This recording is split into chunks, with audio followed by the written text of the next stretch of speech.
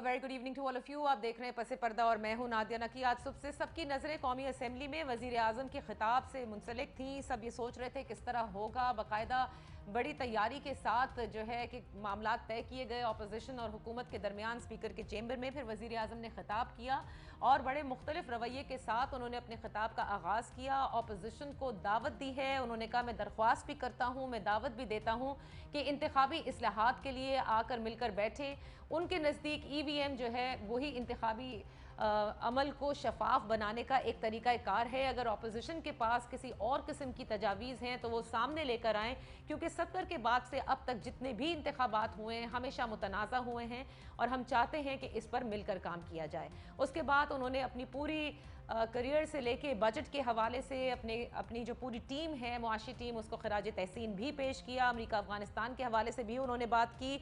और इससे कबल कौमी असम्बली में आज एक मरतबा फिर हमने देखा कि शाह महमूद कुरैशी और बिलावल भुट्टो जरदारी साहब आमने सामने हुए और बिलावल भुट्टो जरदारी साहब ने कहा कि मैं उस सच का इंकशाफ कर रहा हूँ जो अब तक नहीं किया गया था।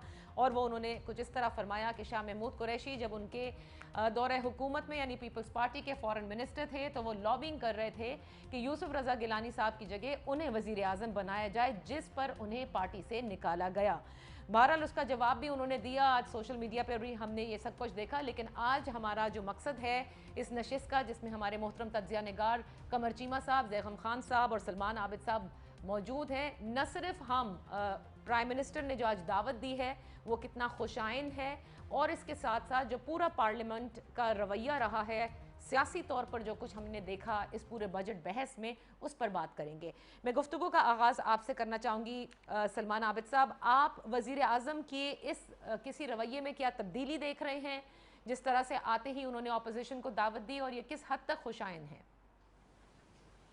देखिए, एक बात तो ये है कि ये तयशुदा एक तकरीर थी जिसमें यह तय हुआ था कि अपोजिशन के लोग उसमें कोई गड़बड़ नहीं करेंगे और वज़ीर आज़म को सुनेंगे। वो एक अच्छी प्रैक्टिस हो गई, एक अच्छा माहिदा हो गया। जब अपोजिशन के लोगों ने बात की तो लोगों ने, इधर हुकूमत के लोगों ने सुना, जब हुकूमत की तरफ से वज़ीर आज़म ने बात की तो उन्होंने भी सुना। लेकिन इसमें एक बुरी प्रैक्टिस ये है, हमारे यहाँ ये रिवाज बन चुका है कि हर फर्द अपनी तकरीर करके बाहर चला जाता है और दूसरे की तकरीर सुनने को वो गवारा नहीं करता। ठीक है, ये लेकिन जमहूरियत नहीं होती है ना, ये पार्लिमानी प्रैक्टिस होती है। इस पर तो बाद में बात करेंगे। मैं वजीर आजम की ऑपोजिशन को दावत के हवाले से आपसे आपके कमेंट्स ओपनिंग लेना देखिए, चाहिए। बात यह है कि ये दावत पहली दफा वजीर आजम ने नहीं दी है। पार्लियामेंट के फोरम पे उन्होंने जरूर पहली दफा दावत दी है। इससे पहले फवाद चौधरी साहब, प्राइम मिनिस्टर साहब भी कई दफा कह चुके हैं कि अपोजिशन जो है वो इंतखाबी इस्लाहात के ऊपर आकर हमसे बातचीत करे। हम बातचीत के लिए तैयार हैं और जो भी उनके पास तजावीज़ है वो लेके आए। लेकिन प्रॉब्लम यहाँ पर यह है कि हुकूमत के दरमियान और अपोजिशन के दरमियान जो डेफिसिट है, उस डेफिसिट की वजह से ये चीज़ सेटलमेंट नहीं हो पा रही कि हुकूमत और अपोजिशन एक मेज पर बैठ सकें।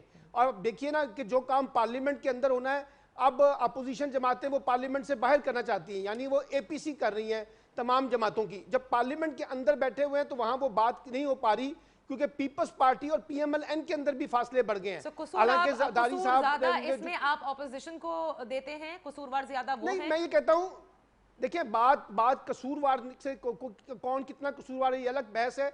असल मसला मैं ये समझता हूं कि डेफिसिट है हुकूमत और अपोजिशन के दरमियान, जो उनको बैठने नहीं दे रहा। अब प्राइम मिनिस्टर ने दावत दे दी है, लेकिन आप देखिएगा कि यही अपोजिशन जमातें जो हैं वो शायद बैठने के लिए तैयार ना हो। और अगर ऐसा होता है तो ये बदकिस्मती होगी। जो इस वक्त हमारी पार्लिमानी प्रैक्टिस चल रही है उसमें कोई अच्छे जो असूल हैं वो हमारे यहाँ नहीं तय हो पा रहे। जैगम से भी जरा ये ओपनिंग रिमार्क्स ले लेते हैं। क्या बदले बदले से मेरे सरकार आपको भी नजर आए? आज उनका रवैया बहुत ही आजिजी से, बहुत ही मोहब्बत से उन्होंने ऑपोजिशन को दावत दी है। क्या आपको लगता है ऑपोजिशन इसे रेसिप्रोकेट करेगी?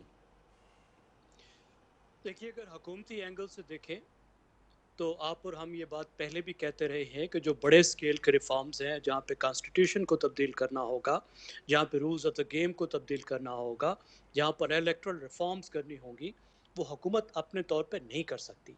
अगर बुलडोज करेगी तो उसके कॉन्सिक्वेंसेस बहुत बुरे होंगे। तो हुकूमत एक इलेक्शन का एक बिल लाई है जिसमें बेशुमार रिफॉर्म्स वो करना चाह रही है। ये मुमकिन नहीं कि हुकूमत इसको बुलडोज कर दे और उससे बहुत से मसाइल पैदा ना हो। लेकिन जिस तरीके से हुकूमत ने उसको पहले से किया, एक लॉ के तौर पर लाया, और अभी भी वो कह रहे हैं कि बस ये तो फेट अकम्पली है, हम इसको वापस नहीं लेंगे, और साथ ही वो अपोजिशन को दावत भी दे रहे हैं, और उनका इसरार है कि जो रेसिपी वो लाए हैं वो हतमी रेसिपी है, वो इलेक्शन का जो तनाज़ात हैं उनको ख़त्म करने का वही हल है। हमें मालूम है ऐसा नहीं है। क्या दुनिया में जहाँ ईवीएम आई हैं वहीं पे तनाज़ात ख़त्म हुए हैं, और जहाँ ईवीएम नहीं है वहाँ तनाज़ात नहीं थे? भारत में जब पेपर बैलेट नहीं होता था तो वहाँ झगड़े होते थे, जब ईवीएम आई हैं तो तब झगड़े खत्म हुए हैं। मसला तो पूरे सिस्टम में ट्रस्ट का है ना। मसला तो ये है कि इलेक्शंस पर आपका ट्रस्ट हो, इंतजामिया पर आपका ट्रस्ट हो, पॉलिटिकल पार्टीज के आपस में ट्रस्ट हो। उस ट्रस्ट के बगैर अगर आप टेक्नोलॉजी लाएंगे तो टेक्नोलॉजी भी बगैर ट्रस्ट के नहीं चलती। So, आप और मैं क्या नहीं जानते कि कंप्यूटर में या एक चिप में एल्गोरिदम लगाई जा सकती है, और ईवीएम में अगर आप एक एल्गोरिदम लगा दें तो उसको बता सकते हैं कि फलां पार्टी के 5 को आपने 4 वोट गिना है और फलां के 4 को 6 गिना है, और किसी को पता भी नहीं चलेगा। तो कैसे कोई ट्रस्ट करेगा एक इलेक्ट्रॉनिक गैजेट का जब तक ओवरऑल ट्रस्ट ना हो। बट डू यू अगर सी एक बट डू यू कागज सी पर डू यू सी देखिए, आपने कहा कि वो एक तयशुदा रेसिपी लेकर आए हैं, लेकिन आज तो उन्होंने कहा ना कि आपके पास अगर कोई और तरीकाकार है तो आ जाए, मिलकर बैठकर बात कर लेते हैं। You see that happening? देखिए वो होना चाहिए। देखिए 2017 का जो इलेक्शन एक्ट था वो भी एक गैर मामूली एक्ट था। उसमें पीटीआई भी शामिल थी, इमरान खान साहब की जमात भी शामिल थी, राइट। और अगर उसके मुताबिक भी इलेक्शन हो जाते और उनके जवाबित ना तोड़े जाते और एतमाद रहते तो शायद मसला पैदा नहीं होता। सही। आप पिछले दिनों आप देखिए जो इलेक्शन में तनाज़ात आए हैं, जिसमें रात को इलेक्शन का अमला गायब हो गया था, कोई कानून उसमें क्या कर सकता है? अगर इलेक्शन का अमला गायब हो जाए, अगर इस तरह के मसाइल हों, अगर ट्रस्ट नहीं हो इलेक्शन की मशीनरी पर और इंतज़ामिया पर और पार्टीज़ का आपस में और स्टेक होल्डर्स में, तो तो ये फिर तो कोई मसले का हल नहीं है, हल ये नहीं तो है। एक लार्ज है। जी। अच्छा, कमर चीमा साहब, आप क्या समझते हैं फिर इस मसले के हल के लिए? जाहिर है अकेले तो ये सारी तरमीम नहीं हो सकती, ये रिफॉर्म नहीं हो सकते। ऑपोजिशन को ज़बानी दावत तो है, क्या ऑपोजिशन भी एक्चुअली इन इस्लाहात की तरफ आना चाहती है? ये भी एक बड़ा अहम सवाल है। देखिए, मेरा ख्याल है कि इमरान खान साहब ने जो बड़ा एक वक्त था जिसमें पॉलिटिकल सेंसस हो सकता था, उस वक्त को जाया कर दिया है। और अब अपोजिशन समझती है कि हमें इमरान खान साहब को टफ टाइम ही देना चाहिए। एक तो इमरान खान साहब ने उनसे बात नहीं की, अप्रोच नहीं की, गो के इमरान खान साहब ज्यादा टाइम एहतसाब की तरफ देते रहे हैं। जब एहतसाब उस तरह कामयाब नहीं हो सका या उसका नारा कामयाब नहीं हो सका, तो अब इमरान खान साहब ने फोकस किया कि क्यों ना पार्लियामेंट के जरिए कोई इस्तेलात कर ली जाएं, जिस तरह के इलेक्शन के हवाले से। तो वो ऑब्वियसली वो जो एक मैक्सिमम प्रेशर की पॉलिसी थी इमरान खान साहब की, वो नाकाम हो गई है। और मेरा नहीं ख्याल कि आज के इमरान खान साहब के इस ऑफर से कोई ऑपोजिशन पे कोई फर्क पड़ेगा, ना ही ये इंटरेस्टेड हैं। और वो समझते हैं कि चीजें उनकी मर्जी के मुताबिक नहीं होनी, तो इससे ज्यादा बेहतर यह है कि कल को अगर पीएमएलएन एंड पीपल्स पार्टी पावर में आती है तो वो जिस तरह एक अच्छे अंदाज से शायद वो अपने हिसाब से समझ के हम चीजें कर सकते हैं, Right. वो सब जिस तरह 18th अमेंडमेंट की थी। तो मुझे नहीं लगता कि इमरान खान साहब एक बड़ा कंसेंसस सो आप ये समझते हैं कि वो जो पॉलिटिकल कंसेंसस का वक्त था, वो ट्रेन जो है वो मिस कर हो चुकी है, और अब ऑपोजिशन जो है वो बिल्कुल भी इस बात को ना रेसिप्रोकेट करेगी, ना वो ये चाहती है कि किसी सूरत अब किसी तरह से इस हुकूमत के साथ मिल बैठकर बकिया चीज़ों को चलाया जा सके। मैं एक ब्रेक ले रही हूँ, ब्रेक से वापस आकर जहाँ सलमान आबिद साहब ने शुरू किया था उसी पर बात करेंगे। जो पूरा पार्लियामेंट के अंदर हमने माहौल देखा, सियासी माहौल देखा, और जिस तरह से ये पार्लियामेंट का पूरा चलाया गया है इस बजट सेशन में, इस पर मेरे तज्जिया निगार क्या कहते हैं? कौन समझते हैं क्या कि तमाम सियासी जमातें इक्वली इसे कहेंगे कि पार्टनर्स इन क्राइम हैं, जहां ना जमहूरी रवैये हमने देखे, ना पार्लिमानी कल्चर नजर आया? Let's take a break. Welcome back. Salman Abid साहब, आपकी तरफ आती हूँ। एक सेशन जब शुरू हुआ तो वो जो तूफान बदतमीज़ी नज़र आई, फिर वो एक सीज़ फायर हुआ। आज भी हमने देखा जिस तरह से एक दूसरे से बहुत सारी बातें की, बिलावल ने कुछ इंकशाफात किए। आपके नज़दीक आज इन इंकशाफात का कोई ख़ास रीज़न था जो जिस पर पीपल्स पार्टी अब तक तो खामोशी थी? क्या सिग्निफाई करता है? देखिए, बुनियादी बात यह है कि पाकिस्तानी सियासतदानों ने एक पॉलिटिकल मैच्योरिटी अभी तक हासिल नहीं की है, और बिल्कुल एक ब्लेम गेम पॉलिटिक्स होती है, और बिलो द पॉलिटिक्स हम करते हैं, चाहे इसमें अपोजिशन हो या हुकूमत हो। मसलन अब आप देखिए, अगर आपने पार्लियामेंट को मजबूत करना है तो फिर पार्लियामेंट्री प्रैक्टिस जो है उस पर किस हद तक अमल होता है। ये क्या बात हुई कि अपोजिशन लीडर अपनी तकरीर करेंगे और बाहर चले जाएंगे, सही, बिलावल साहब अपनी तकरीर करेंगे बाहर चले जाएंगे, इमरान खान साहब तकरीर करेंगे तो वो तो उसके बाद बाहर निकल जाएंगे, यानी कि कोई किसी की बात सुनने के लिए तैयार नहीं है और पर्सनल कैरेक्टर एसिनेशन जो है वो उसका काम हो गया। यानी इसी पार्लियामेंट में साबिक वजीर आजम खाकान अब्बासी कहते हैं स्पीकर को कि मैं तुम पे तुम्हारे सर पे जूती मारूंगा, उसके बाद पार्लियामेंट बेबस है। उसके बाद आपने देखा पिछले दिनों जो हंगामा हुआ, स्पीकर ने इन तमाम लोगों की के दाखिले पर पाबंदी लगाई, अगले 24 घंटे में समझौता हो गया और फिर सारा मामला रिजॉल्व हो गया। यानी किसी को कोई जजा और सजा का तसव्वुर तो आपने पार्लियामेंट में रखा नहीं है, जिसके दिल में जो आता है बोल देता है। आज जो गुफ्तगू बिलावल साहब ने की है, क्या ये एक मुस्तकबिल के वजीर आजम की तकरीर है? और क्या जो शाह महमूद कुरैशी ने जवाब दिया है वो एक सीनियर पॉलिटिशियन का हो सकता है? ये एक पॉलिटिक्स जिस तरह से आप कर रहे हैं, आप कौम का भी वक्त बर्बाद कर रहे हैं, जमहूरियत को भी बर्बाद कर रहे हैं और पार्लियामेंट की प्रैक्टिसेस को भी खराब कर रहे हैं। लेकिन मसला यह है कि हमारे सियासतदानों ने माजी से कोई सबक हासिल नहीं किया, उन्हीं गलतियों को बार बार रिपीट किया जाता है जिनकी वजह से पाकिस्तानी सियासत में जमहूरियत कमजोर होती है और पार्लियामेंट कमजोर होती है। अच्छा। सारे फैसले तो आपने पार्लियामेंट से बाहर करने होते हैं। exactly। तो पार्लियामेंट फिर किस चीज की मर्ज की दवा रह गई है? ये बड़ा अहम बात आपने कही है कि सारे फैसले पार्लियामेंट के बाहर मेरा ख्याल ये है कि पाकिस्तान की पॉलिटिकल लीडरशिप, चाहे वो रूलिंग पार्टी में है और चाहे वो अपोजिशन पार्टी में है, उनको ये रिव्यू करना चाहिए अपने इस एटीट्यूड को। और जिस किस्म के अंदाज पे बिलावल मुस्कुरा रहे थे, तंज कर रहे थे और जिस तरह से शाह महमूद कुरैशी ने किया, उससे पहले कादर पटेल साहब करते रहे हैं, आपको मेरी आवाज आ रही है? या मुराद सईद करते हैं या बाकी लोग करते हैं, ये सब गलत है। सलमान साहब को हाँ जी, सलमान साहब बिल्कुल आपने बजा फरमाया कि फैसले पार्लियामेंट के बाहर होते हैं और ये बड़ी अहम बात है ज़ैखान कि हर लीडर आता है, तकरीर करके चला जाता है, यानी ऑपोजिशन और ट्रेजरी बेंचेस में एक दूसरे की बात ना सुनने की जो वो डिबेट का माहौल है, डिस्कस करने का है, जो पर्पस है वो तो सर्व नहीं होता। और एक तरफ लीडर ऑफ द हाउस है जिनको लाने के लिए इस कदर तैयारियां होती हैं कि चेंबर में जाया जाता है, ऑपोजिशन और हुकूमत बैठकर मशावरत करती है कि फिर आप ये नहीं कहिएगा तो हम ये नहीं करेंगे। Have you ever seen this happening anywhere? मेरे ख्याल अफसोसनाक बातें हैं। अगर आप एक थोड़े से पीरियड को छोड़ दें 2008 से 18 तक, तो आपको ये नज़र आएगा कि जो भी रूलिंग पार्टी थी उसने ये कोशिश की कि वो वन पार्टी हेजेमनी कायम करे, यानी पूरी जो अपोजिशन है उसका सफाया कर दे।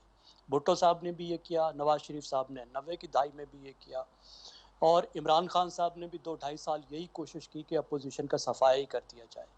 और दूसरी तरफ इस तमाम अरसे में, ज़्यादा अरसे में आपको ये नज़र आया कि अपोजिशन की ये कोशिश थी कि हुकूमत को हुकूमत ना करने दी जाए, मुल्क को अनगवर्नेबल बनाया जाए और हुकूमत को वक्त से पहले गिराया जाए।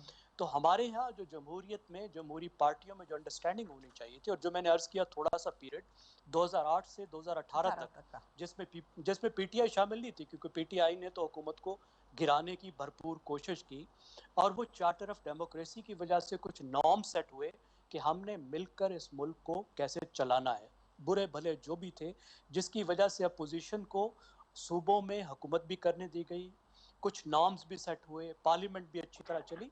तो वो सब कुछ बिखर गया थैंक्स टू पीटीआई। जब से पीटीआई ने धरना शुरू किया उसके बाद से वो जो थोड़ा बहुत इत्तफाक राय था जिसको आगे बढ़ना चाहिए था, पीटीआई को शामिल होना चाहिए था, उसमें दुरुस्तगी करनी चाहिए थी, वो मुकम्मल तौर पर बिखर गया और हम वापस या तो 90 की दहाई में हैं या शायद उससे भी पीछे चले गए हैं, जिसमें आप देखें ये वो हमारी पॉलिटिकल एलीट है, डेमोक्रेटिक एलीट है, जो आपस में बड़े गहरे दोस्त हैं, आपस में रिश्तेदार हैं अक्रॉस द एथनिसिटीज।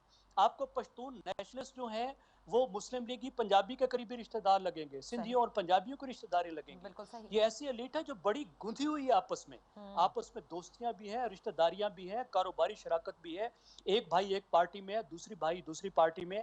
इसके बावजूद कोई नॉर्म सेटिंग नहीं है, उसके बावजूद ये एहसास नहीं है कि ये जो लेजिस्लेचर है, जो पार्लियामेंट है, ये मुकद्दस तरीन अदारा है और इसी ने ही पूरे मुल्क को चलाना है, इसको हमने संजीदगी से आगे लेके चलना है।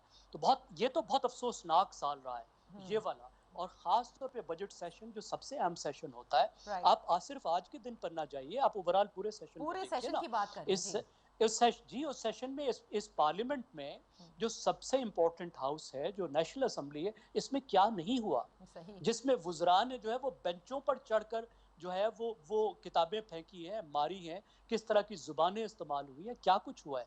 फिर उसके बाद बलूचिस्तान असेंबली में क्या हुआ, फिर सिंध असेंबली में क्या हुआ, सही, जहाँ पे एक अपोजिशन की हुकूमत है, उसने अपनी अपोजिशन के साथ क्या सलूक किया।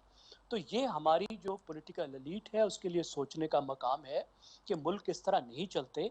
अगर आप इस डेमोक्रेसी की लेजिटिमेसी चाहते हैं कि इस जमहूरियत पर लोगों को एतमाद हो, अगर आप ये चाहते हैं कि गैर जमहूरी क़ुव्वतें जो हैं इस मुल्क पर काबिज भी ना हो और उनकी बालादस्ती भी ना हो, सही। बल्कि इस मुल्क को मुल्क के मुंतखब नुमाइंदे चलाएं, जिस तरह की इस वक्त अपोजिशन कहती है, तो फिर उन्हें संजीदगी भी दिखानी होगी। और उन्हें जो अपोजिशन है वो भी पॉलिसी बेस्ड अपोजिशन करनी होगी। एग्जैक्टली ये जो बात आपने कही बड़ी अहम है कमर चीमा साहब। आपने देखा कि अब ज्यादातर मतलब जो बात होती है अगर ऑपोजिशन की या ट्रेजरी बेंचेस से, वो हमको नजर आती है कि वो टेलीविजन पे एक साथ शोज में बैठकर एक दूसरे को जरूर कुछ कह देंगे या फिगर्स भी लेकर आ जाएंगे, पेपर्स भी लेकर आ जाएंगे, लेकिन इतना इंपॉर्टेंट सेशन साल का मेरे ख्याल से मुकर्रर का सबसे अहम तरीन सेशन बजट सेशन होता है, entire budget debate.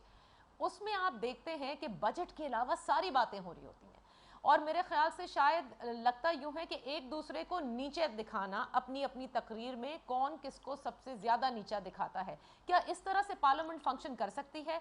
Even though आप मुआहदे कर लें बैठकर, लेकिन जब तक तमाम जमातें आपको लगता है कि they understand why they are there representing the people of Pakistan in the parliament, whether in opposition or in the government? देखिए जी, मैं ये समझता हूँ कि जब तक पाकिस्तान के अंदर ये पावरफुल लोगों मेन का ये जो कल्चर है जिसमें आप किसी के ऊपर तनकीद नहीं कर सकते। देखिए सियासी जमातें जो हैं उनके लीडर्स इतने पावरफुल हैं कि वो जिस मर्जी एमएनए को, मिनिस्टर को इररेलेवेंट कर दें। और होता क्या है कि जो टॉप लीडरशिप के जो इंटरेस्ट होते हैं सारे उसको वॉच कर रहे होते हैं। अगर इमरान खान जो अगले दिन पार्लियामेंट में हुआ, क्या वो पीटीआई की टॉप लीडरशिप की मर्जी के बगैर हुआ? ऑब्वियसली नहीं हुआ। वो मकसद ही ये था कि इस तरह का माहौल पैदा करो ताकि वो इमरान खान को स्पेस दें वो बात करने के लिए। और उधर से ऑपोजिशन भी ये चाहती है कि इमरान खान हमसे बात नहीं करते तो हम इनको असेंबली में भी बात नहीं करने देंगे। तो मेरा ख्याल है कि ये ओवरऑल एक इन्वायरमेंट इन्होंने तंदोतेज क्रिएट कर दिया और मुझे लग रहा है कि 2023 का इलेक्शन होगा उसमें ये सारी सियासी जमातें एक नए रूप में आपके सामने आएंगी। अच्छा। आपने देखा डस्के के इलेक्शन में कितना वायलेंस हुआ, क्यों? सिर्फ पुलिस थी। तो अगर सिर्फ पुलिस ने इलेक्शन कराए और इस पॉलिटिकल कल्चर और ये जो सियासी जमातों ने अभी टेम्परेचर सेट किया हुआ है, ये टेम्परेचर कम नहीं होगा, ये ऊपर ही जाएगा और इसका नुकसान होगा, वायलेंस हो सकता है अगले इलेक्शंस में। क्योंकि ये चाहते हैं कि जो जितनी ज्यादा डिवाइड है, जो अवाम के अंदर वो ज्यादा डिवाइड होगी, उतना ज्यादा ही लीडरशिप को फायदा है और उनके जीतने के चांसेस भी हैं। सो इमरान खान साहब भी पोलराइजेशन चाहते हैं और बाकी जमातों को भी पता चल चुका है कि अगर ये पोलराइजेशन ना की तो हमारे फायदे में नहीं है। अच्छा, मैं एक छोटी सी ब्रेक लेती हूँ। अब इसी बजट पूरे सेशन में हम एक और अहम जो पॉइंट है उसकी तरफ आएंगे कि बड़ी चीज़ें हैं जो सब मिलकर नोटिस करते हैं। एक तकारीर है किसने किसको नीचे दिखाया, एक हम ये देखते हैं कि कौन मौजूद था, कौन किसकी तकरीर के वक्त था और तकरीर के वक्त उठकर चला गया। ये वो बातें हैं जो हमने पार्लियामेंट में देखी, कौन किसने किस पर कितनी आवाज़ें कसी, कौन उस आवाज़ें कसने के दौरान हंसता रहा। ये सब वो चीज़ें हैं जो इस बजट सेशन में सबसे ज़्यादा हमने देखी। लेकिन एक और उनसर है, वो कितना अहम है और उससे क्या पता चलता है, right after this very short break.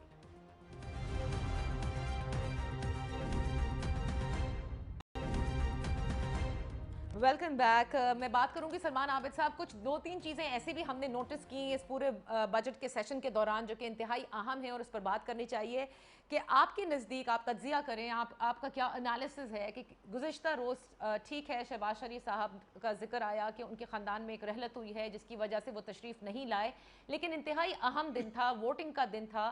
खुद लीडर ऑफ द ऑपोजिशन ने एक पूरी स्ट्रैटेजी बनानी थी और कहा था कि हम कभी बजट पास नहीं होने देंगे। उनकी एब्सेंस, उनके काफ़ी सीनियर लोगों की एब्सेंस क्या सिग्निफाई करती है? अंदरूने पार्टी में कोई मसाइल हैं? वाकई ये एक ऐसे टाइम था जिसमें वो छोड़कर नहीं आ सकते थे या पीपल्स पार्टी को वो कोई सबक सिखाना चाहते थे? देखिए, एक चीज तो बड़ी वाजे थी, इस बजट ने पास होना था, लेकिन जो बदकिस्मती से अपोजिशन का जो रोल होता है ना, एक मुतबादल बजट देना, बजट की तजावीज़ देना, बजट के ऊपर एक ऐसी हिकमत अमली करना कि हुकूमत को टफ टाइम देना, बजट के पास ना होने को जितना ज़्यादा इंश्योर करके दबाव डाल के कुछ बातें मनवाई जा सकती हैं वो मनवाना, यानी हमें अपोजिशन की कोई हिकमत अमली यहाँ नजर नहीं आई। नहीं, लेकिन आज आपके बिलावल पास भुट्टो कोई जरदारी ऐसा साहब ने कहा डॉक्यूमेंट ना है? कि अमेंडमेंट्स तो हमारी पढ़ी भी नहीं मेरी बात सुने गई, ना, उन्होंने कहा ना। आप सुन तो लें, आप सुन लेना।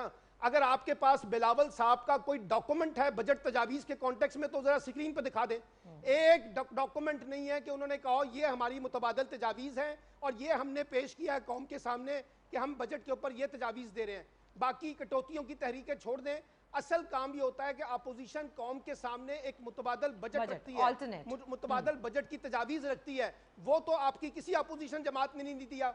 अब आप अंदाजा लगाइए ना, शहबाज शरीफ और बिलावल भुट्टो कहते थे हम किसी सूरत में बजट पास नहीं होने देंगे, तो उनकी ज्वाइंट स्ट्रेटेजी क्या थी? ज्वाइंट स्ट्रेटेजी ये थी कि 14 अरकान मुस्लिम लीग नून के गायब होने थे, पीपल्स पार्टी के अपने लोग कुछ लोग भी नहीं आए। सवाल सिर्फ ये है कि हमारे यहाँ बदकिस्मती से इस बजट के कॉन्टेक्स्ट में हुकूमत ने अपोजिशन जमातों की कमजोरी का फायदा उठाया, अपोजिशन की तकसीम का फायदा उठाया। अपोजिशन अपने आप को मुत्तहिद नहीं दिखा सकी। जो कहा जाता था कि पार्लिमानी पॉलिटिक्स में पार्लियामेंट के अंदर अपोजिशन एक है, बाहर उनके डिफरेंसेस अपनी जगह, लेकिन वो पार्लियामेंट में भी एक जगह पे नजर नहीं आए। और यहाँ से आप अपोजिशन को कहां जाते देखते हैं? सलमान आबिद साहब, आपने ये डिवाइड देख लिया, बिलावल साहब का गिला भी देख लिया। बिल्कुल सिंपल सी बात है सर, बिल्कुल सिंपल सी बात है कि इस वक्त अपोजिशन अगले इंतखाबात की तरफ देख रही है।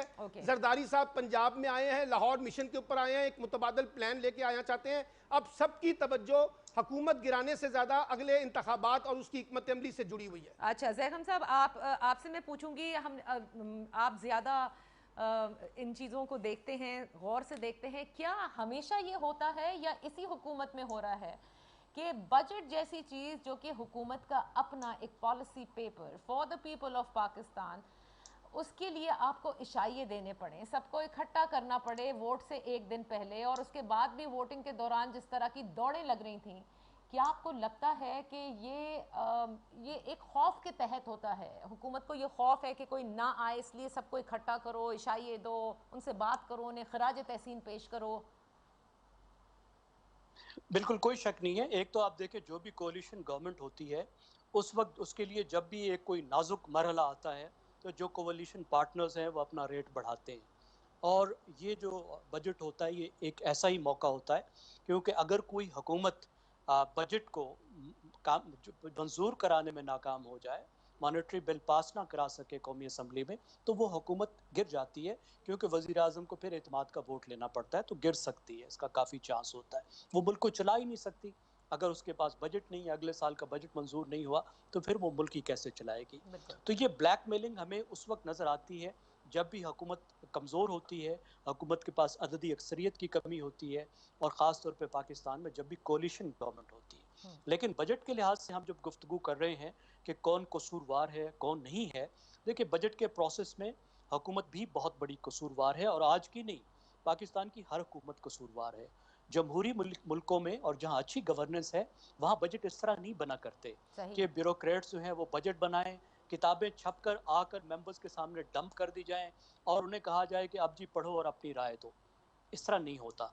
बजट का जो प्रोसेस है वो पूरे साल पर मुहित होता है, और इसमें इनपुट होती है लेजिस्लेटर्स की, ख़ास तौर पे जिस जिस शोबे की जो जो कमेटी होती है वो उस शोबे के बजट देख रही होती है, उसको वेट कर रही होती है, और एक पूरे प्रोसेस से निकलकर उसके बाद जब बजट आता है, जब पेश होता है, तो वो सरप्राइज नहीं होता। और वो बजट मुकम्मल तौर पर ब्यूरोक्रेट्स का बनाया हुआ नहीं होता, बल्कि वो एक लिहाज से अवामी बजट होता है। आज राना तनवीर साहब ने सप्लीमेंट्री ग्रांट पे बात करने से पहले यही कहा कि सेक्शन ऑफिसर्स को 2-2 महीने पहले दे दिया जाता है, ये हमारा रिवाज बन गया है कि ज्यादा लिख दो, अप्रूव हो गया तो ठीक है, नहीं हुआ तो फिर चलो कोई बात नहीं, जितना कट के भी मिल जाए, लेकिन वो जो इंटायर ईयर का प्रोसेस है वो अब नहीं बचा है।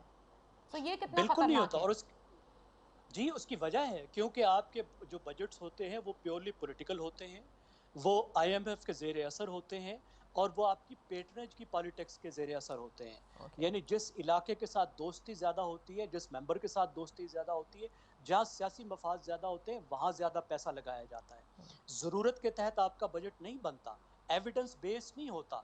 ये नहीं देखा जाता कि कौन सा शोबा कमज़ोर है, कौन सा इलाका कमज़ोर है, कौन सा तबका कमज़ोर है, कहाँ पर ज़्यादा इन्वेस्टमेंट की ज़रूरत है, वहाँ पे की जाए, ये नहीं देखा जाता। हमारे यहाँ एविडेंस बेस्ड गवर्नेंस भी नहीं है, एविडेंस बेस्ड पॉलिसी भी नहीं है, बल्कि सियासी मफादात के तहत, IMF के दबाव के तहत और पेटरेज के तहत बजट बनाया जाता है। इतनी देर में अच्छी इनपुट आ भी नहीं सकती। सही। अपोजिशन बिल्कुल कसूरवार है, उन्होंने सीरियस नहीं लिया, लेकिन अपोजिशन अगर सीरियस ले भी लेती तो बजट साइकिल के बगैर जिस तरीके से पाकिस्तान का बजट चलता है उसमें अपोजिशन अच्छा बजट दे भी नहीं सकती। और एक और पहलू भी देखिए कि पार्लियामेंट में पार्लियामेंटेरियंस को आपने कितनी रिसर्च सपोर्ट दी है।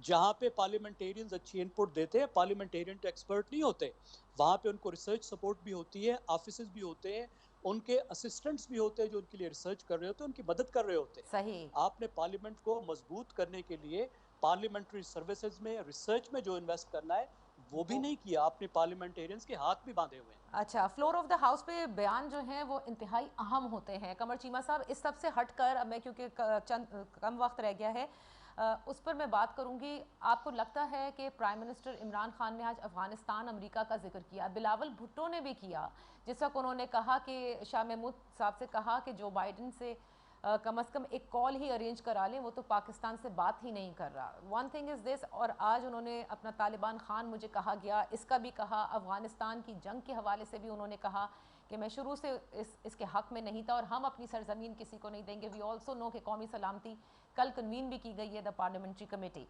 How important do you think are these statements on the floor of the House, and what do they signify in terms of foreign relations?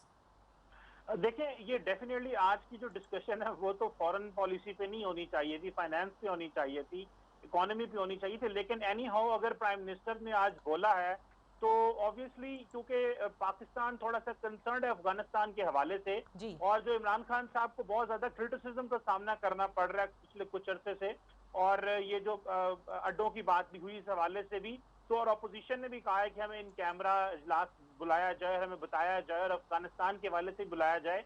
और एक बात तो ये, लेकिन दूसरी जो इमरान खान साहब ने बातें की है, याद रखें ये इनका एक नए, मैं इमरान खान साहब की टैक्टिक समझता हूँ to regain his lost glory, क्योंकि over the period of time जो इमरान खान साहब की जो रेपुटेशन है या उनकी फॉलोइंग कम हुई है, बिकॉज वो जो गवर्नेंस के मैटर है, इन्फ्लेशन हुई है, प्राइस हाइक हुआ है, इसकी वजह से तो दोबारा वो अमेरिका को और इस तरह की बहस करके शायद, तो जिस तरह पार्लियामेंट में आपने आज देखा है कि नारे लगने शुरू हो रहे हैं, अल्लाह अकबर, नारे तकबीर, और MNAs और लगे हुए थे, तो जो एक माहौल क्रिएट हुआ, बेसिकली ये जो एक एनवायरनमेंट होता है सारे का सारा, ये बेसिकली हेल्प करेगा इनको दोबारा वो जो आवाम के अंदर जो लॉस्ट रिस्पेक्ट है उसको रीगेन करने में। This is what I feel के ये बेसिकली इमरान खान साहब की एक टैक्टिक भी है और ये इनका एक तरीकाकार भी है कि वो किस तरह लेकिन कमर चीमा साहब, आप एक बात बहुत सही कह रहे हैं, ये सारी बातें अपनी जगह, लेकिन देखें आज जो वजीर आजम ने कहा ना कि क्या कोई दोस्त ऐसा होता है जो अपने दोस्त के घर में ड्रोन अटैक्स करता है, ये बड़ा स्ट्रॉन्ग स्टेटमेंट है। when we know the withdrawal is taking place, when we know कि these are very challenging times that Pakistan can be into, लेकिन उन्होंने कहा कि हमें अपनी सालमियत का दिफा खुद करना है। मैडम, मैं एक छोटा सा पॉइंट करूं, पिछले 20 साल और 70 साल में कब हमारी एलीट ने हमारे साथ सच बोला है? जो अमेरिका के साथ हमारे मुआहदे हुए वो भी झूठ था, हमें कुछ पता नहीं, और आज जो चाइना के साथ हो रहे हैं वो हमें कौन सा पता है कि क्या मुआहदे हो रहे हैं। सॉवरेनिटी सिर्फ ये नहीं है कि आपके मुल्क के अंदर घुस के आपके बंदे को मार दिया जाए, सॉवरेनिटी फाइनेंशियल सॉवरेनिटी भी होती है, आज तो डिजिटल सॉवरेनिटी भी है। तो ये जो एलीट को अच्छा लगता है वो अपनी मर्जी से कह देते हैं, और हमें कब देखिए अभी जो सारी सियासी जमातें हैं वो जो नून लीग ने चाइना के साथ डील किया, पीपल्स पार्टी ने की, और अभी जो इमरान खान साहब कर रहे हैं, कोई अवाम को पता है इस चीज का? सही कह रहे हैं। इस पर इंशाल्लाह एक पूरी अगली नशिस्त जरूर रखेंगे। अनफॉर्चुनेटली वक्त खत्म हो गया। Thank you so much gentleman for joining us for today. इंशाल्लाह फिर आप लोगों से मुलाकात होगी। अपना ख्याल रखिएगा। अल्लाह हाफिज।